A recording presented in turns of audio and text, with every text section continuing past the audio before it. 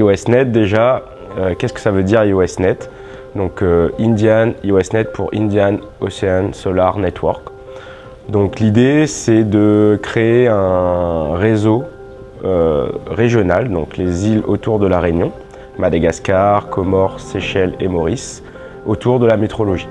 Il y a une dizaine d'années, quand notre équipe a été sollicitée par des entreprises solaristes de l'île, qui sont venus nous demander quels étaient les meilleurs endroits de l'île pour installer des panneaux solaires photovoltaïques, quelles étaient les orientations et les inclinaisons à donner aux panneaux pour avoir le meilleur rendement énergétique. On a fait quelques études et là, nous nous sommes aperçus qu'il n'y avait pas de données terrain sur l'île de la Réunion.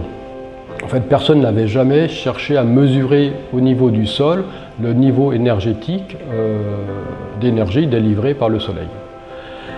Donc on s'est dit, bon, il y a une demande, la Réunion doit s'orienter vers l'énergie photovoltaïque, donc nous allons nous atteler à cette tâche et nous allons déployer notre propre réseau de capteurs au sol.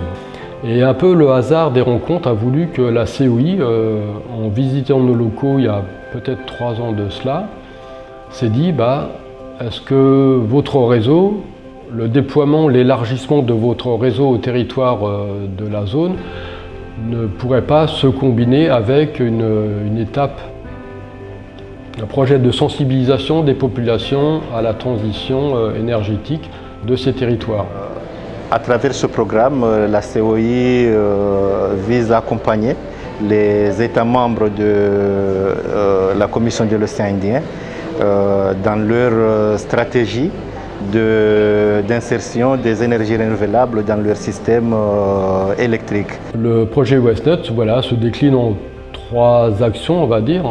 La première action, c'est bel et bien le déploiement de nouvelles stations sur les territoires de la COI. Donc 2 stations aux Comores, 2 stations à Madagascar, 2 stations aux Seychelles et une de plus à Maurice. On a également la création de ce serveur de données, le TDS, pour la mise à disposition gratuite en open data des données générées par les stations sur le terrain. Et un volet donc communication, sensibilisation. Donc là, on va aller dans les territoires, organiser des ateliers de transfert de connaissances, de compétences, expliquer ce qu'on a fait, à quoi ça va servir. Et puis sensibiliser les gens à s'orienter en fait vers le soleil, cette énergie gratuite au-dessus de la tête, plutôt que de continuer à apporter des énergies fossiles polluantes et coûteuses.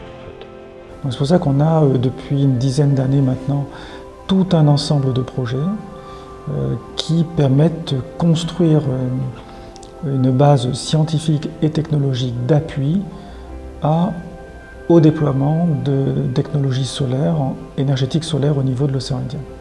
Donc aujourd'hui, au bout de 10 ans, comme je le disais, on ajoute sur ce volet purement métrologique, purement technique, un volet de sensibilisation, de vulgarisation envers les populations des territoires. Et c'est en fait comme ça qu'est né le projet IOSNet.